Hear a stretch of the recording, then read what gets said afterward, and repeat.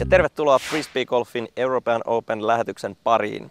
Kaikille tuttu frisbee eli muovilätty täyttää tänä vuonna 50 vuotta ja meidän lähetyksessä kerrotaan, mistä koko touhu on lähtöisin. Tutustaa vähän muutenkin lajiin ja lopuksi mennään seuraan tietenkin European Open Frisbee Golf-kilpailun koostetta.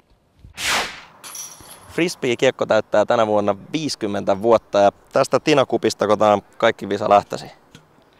No tarinahan menee niin, että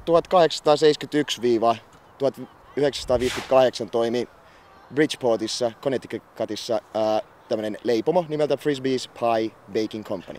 Ne toimitti New Englandin alueen yliopistoille omenapiirakoita, jotka oli tällaisessa tinavuossa. Ja legendan mukaan 1920-luvulla Yalein yliopiston opiskelijat on alkanut heittää tätä tinavuokaa syötyään piirakan ja huutanut aina Frisbee, koska ne on varoittanut sitä kaveria, joka ottaa tämän kiinni. No mitäs sitten päästiin tähän muoviseen lättyyn? Missä vaiheessa siirryttiin pois puuasta? No tämmöinen kaveri kuin Walter Frederick Morrison oli nähnyt tämän näiden opiskelijoiden kopittelun ja oli itse hyvin kiinnostunut ufoista, samaan aikaan kun Yhdysvallat oli kiinnostunut avaruudesta ja ufoista. Ja 1948 tämä kaveri alkoi valmistaa näitä muovista ja antoi sille nimeksi Pluto Platter. Ne oli sitten ensimmäiset sarjatuotannossa valmistetut muoviset liitävät lautaset. No missä vaiheessa sitten näitä alettiin sarjatuottaa varsinaisesti ja milloin siitä tuli oikein hittituote kansalle? No tämmöinen iso firma kuin Wham-O Corporation osti sitten Morrisonilta nämä oikeudet tähän Pluto-platteriin ja sen jälkeen nimesi tämän tuotteen Frisbeeksi vuonna 1958 ja lähti tuotekehittämään tämän aerodynaamisia ominaisuuksia. Ja 64 vuodesta eteenpäin on sitten kiekot koko ajan kehittynyt vuosi vuodelta. Jo 1957 pelattiin ensimmäisiä Frisbee-turnauksia. Ne pelattiin Michiganissa, se pelattiin Gutsia. Sitä pelataan tänäkin päivänä maailmanmestaruustasolla. Ja vaikka mitä lajeja on pelattu, mutta sitten vakiinnutti nämä tietyt urheilumuodot asemansa, ja näitä nyt on sitten pelattu todellakin jo Suomessakin 30 vuotta. Ja Frisbee Golf on yksi näistä. Missä vaiheessa laji sitten rantautui Suomeen ja millä tavalla? 1978 on perustettu Suomen Frisbee-liitto. Seppo Nieminen oli ensimmäinen suomalainen, joka on pelannut näissä maailmanmestaruuskisoissa, esimerkiksi vuonna 1978 Rose Bowlilla Pasadenassa, missä oli yli 50 000 katsojaa seuraamassa Frisbeen MM-kisoja. Suomessa pelattiin vuonna 1978 ensimmäiset Suomen mestaruuskilpailut. Ensimmäinen suomalainen Suomen mestari on Klaus Arpia. Vuonna 1979 oli jo varsinainen frisbee-buumi Suomessa ja Helsingin Olympiastadionilla Suomen mestaruuskisoissa oli lähes 10 000 katsojaa. Sinä vuonna yleismestaruuden voitti Klaus Korpela ja naisissa Tuija Kohonen. Tästä se kaikki on Suomessa lähtenyt ja nyt ollaan sitten 30 vuotta tämän jälkeen European Openissa, jossa meillä on maailman parhaat pelaajat, joista osa on ammattilaisia tässä lajissa nimeltä Frisbee Golf. Kun 78 frisbee rantautui Suomeen, niin mitenkäs Frisbee Golf on kehittynyt sen jälkeen? Suomeen rakennettiin ensimmäinen kiinteä 9-väyläinen rata 1984 Helsingin Meilahteen. Tänä päivänä meillä on jo 100 vähintään 9 väylästä rataa ympäri Suomea.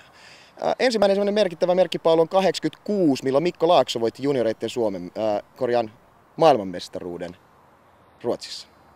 Timo Pursio, tämän hetken paras pelaaja, on aloittanut pelaamaan 1987 ja 89 voittanut jo junioreiden maailmanmestaruuden. Nyt ollaan vuodessa 2007. European Open on Euroopan suurin pro-kilpailu. Se on ainut PDGA-kattojärjestön major-tason turnaus Euroopassa tällä hetkellä. Nyt kun tällä tehdään Frisbee Golfin kattojärjestönkin kanssa yhteistyötä, niin Suomella on ilmeisesti vahva rooli tässä lajin kehityksessä. No kyllä on, että tämä PDGA Europe ja PDGA toimii siis kattojärjestöinä Frisbee Golfissa nyt Euroopassa ja ympäri maailmaa, ja me tehdään yhteistyötä kummankin kanssa. Ja European Open on tosiaan tämän lajin showcase Euroopassa, ja me ollaan hyvin ylpeitä tästä kuviosta, mitä me Tampereella järjestetään. Tämän yhteydessä järjestetään myös siis President's Cup, missä pelataan Ryder Cup-tyylinen joukkuekilpailu Eurooppa vastaan USA. Kun se ensimmäinen niin sanottu rantafrisbee on syntynyt, siitä on menty hirveä matka eteenpäin, niin mitäs nämä välineet tänä päivänä? No nythän meillä on aerodynaamisia, liitäviä, erittäin suorituskykyisiä kiekkoja, joilla parhaat pelaajat heittää täällä Epilän kentälläkin yli 170 metrin driveja.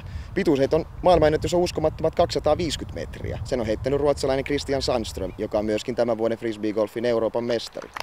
Nämä on äärettömän nopeita ja vakaita, mutta se on ihan selvää, että nämä tulee jatkossakin kehittymään, mutta tietyt tarkat säännöt on PDGA-kattojärjestöllä kiekon halkasijalle ja tälle reunan profiilille ja sille, että miten tämä paino jakautuu tähän viralliseen golfkiekkoon. Kaikki Kaikkien valmistajien tulee hyväksyttää nämä välineet ennen kuin ne tulee markkinoille myyntiin.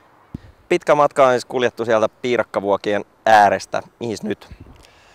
No nyt tämä kansainvälinen yhteistyö, Japan Open, European Open, US Open ja tämä President's Cup ja se, että harrastajia tulee ihan valtava määrä koko ajan lisää ja kenttiä nousee enemmän kuin koskaan aikaisemmin, niin tämä näyttää todella hyvältä tämä tulevaisuus, varsinkin kun meillä on täällä näinkin upea tapahtuma kuin tämä tämän vuoden European Open. Tämä on esimerkki suomalaisesta osaamisesta ja meillä on parhaat pelaajat täällä ja se kertoo paljon, että ne tulee tänne asti pelaamaan. Tulevaisuus näyttää hyvältä.